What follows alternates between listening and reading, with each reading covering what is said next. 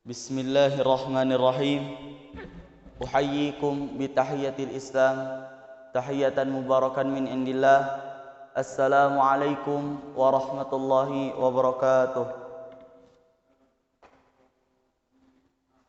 Innal hamdalillah nahmaduhu wa nasta'inuhu wa nastaghfiruh wa na'udzu billahi min shururi anfusina wa min sayyiati a'malina. Man yahdihillahu fala mudilla lahu wa man yudlil fala hadiyalah. Asyhadu an la ilaha illallah wa asyhadu anna Muhammadan abduhu wa rasuluh. Para jamaah yang semoga dirahmati dan diridhai oleh Allah Subhanahu wa taala, dalam kesempatan subuh kali ini izinkan kami untuk menyampaikan seuntai hadis dengan tema hati seputih batu pualam. Diriwayatkan bahwa Rasulullah sallallahu alaihi wasallam bersabda, "Tu'radul fitnatu 'alal qulubi kal hasari audan audan.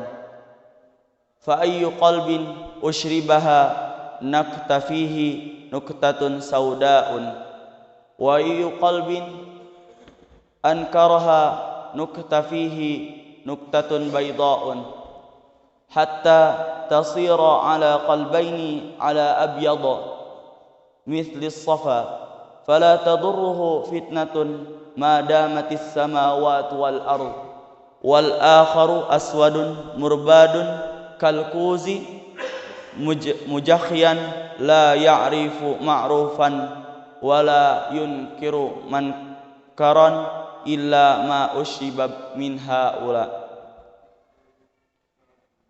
Yang artinya fitnah-fitnah itu akan dihadapkan kepada hati seperti tikar, satu serat.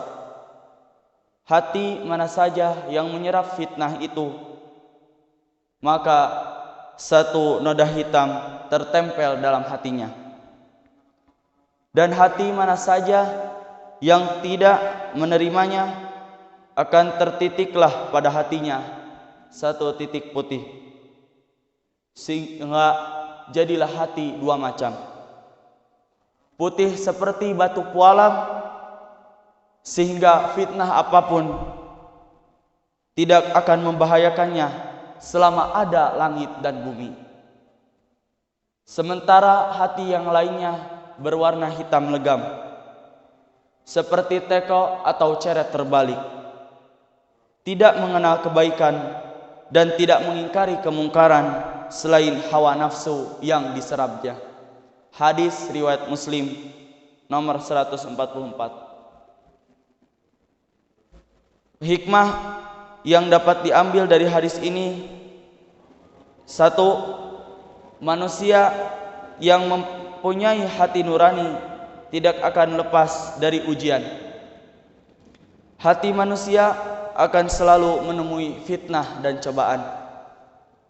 Hati yang buruk akan mudah menerima keburukan, sedang hati yang bersih akan berusaha untuk menolaknya.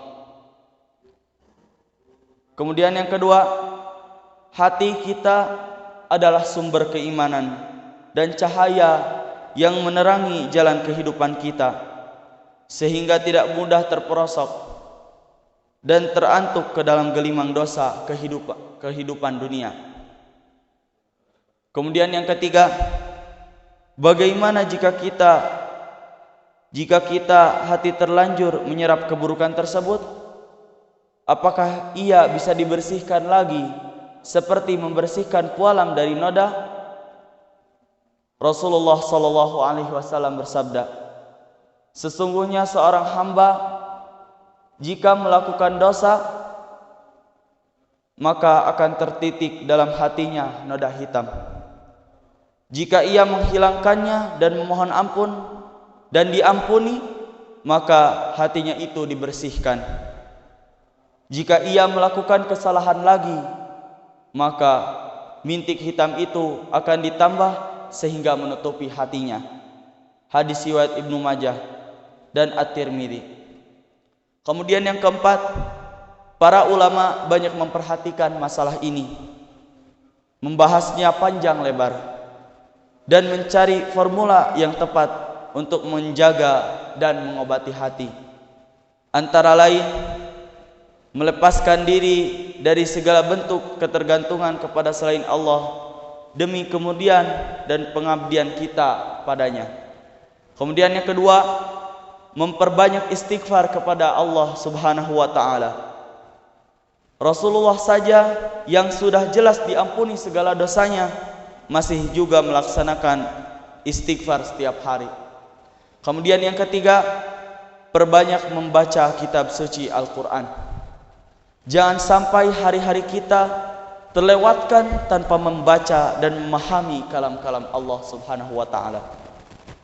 Kemudian yang keempat, memperbanyak mengingat Allah Subhanahu wa taala dengan zikir agar kita senantiasa merasa diawasi oleh Allah Subhanahu wa taala, sehingga hati dan pikiran lebih tenang dan terkontrol. Kemudian yang kelima, seringlah untuk mengingat kematian. Karena dengan itu kita menjadi sadar bahwa dunia ini benar-benar fana.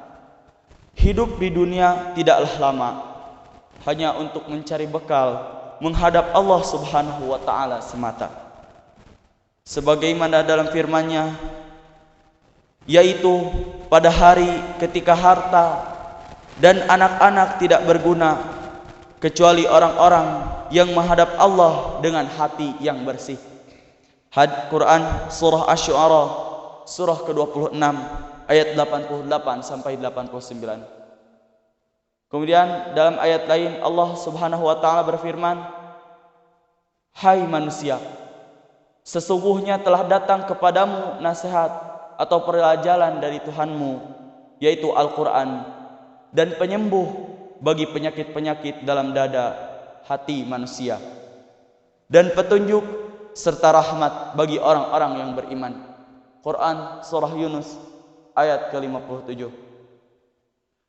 Kemudian dalam ayat yang lain lagi Allah berfirman, "Sekali-kali tidak. Bahkan apa yang mereka kerjakan itu telah menutup hati mereka." Quran surah Al-Mutaffifin surah ke-83 ayat 14. Demikian yang dapat kami sampaikan hadis pada kesempatan kali ini. Sebelum sama-sama kita akhiri, mari kita sama-sama bermunajat kepada Allah Subhanahu wa taala. Bismillahirrahmanirrahim.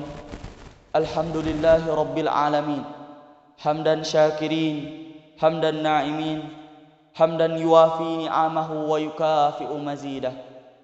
Ya Rabbana lakal hamdu, lakas syukru kama yanbaghi li jalalikal karim wa 'azimi sultanik.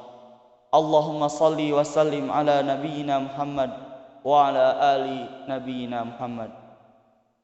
Ya Allah yang maha besar dan maha kuasa, kami mohon kepada Engkau ya Allah untuk para musyrik, orang tua asuh, donatur, pembina dan pengurus yayasan, pengurus ponpes dan umat muslim dan muslimat. Ya Allah, agar diampuni dosa-dosa mereka, dosa yang besar, dosa kecil, disengaja ataupun tidak disengaja. Ya Allah, berilah kepada mereka hidayah agar melaksanakan semua perintah-Mu dan meninggalkan semua larangan-Mu. Ya Allah, berilah kepada mereka kesehatan agar bisa istiqomah dalam melaksanakan ibadah, baik yang wajib maupun yang sunnah. Ya Allah, berilah kepada mereka rizki yang luas dan berkah agar mau berbagi kepada anak yatim dan duafa dan perjuangan Islam. Ya Allah, berilah kemampuan kepada mereka agar bisa bersabar jika menerima musibah dan pandai mensyukuri kenikmatan. Ya Allah, berilah kepada mereka qurrata a'yun, keturunan yang salih dan salihah. Rabbana atina fid dunya hasanah wa fil akhirati hasanah wa qina adzabannar. Subhana rabbika rabbil izzati amma yasifun wa salamun alal mursalin walhamdulillahi rabbil alamin. Billahi taufiq wal hidayah. waridhat wal inayah. Wassalamu alaikum warahmatullahi wabarakatuh.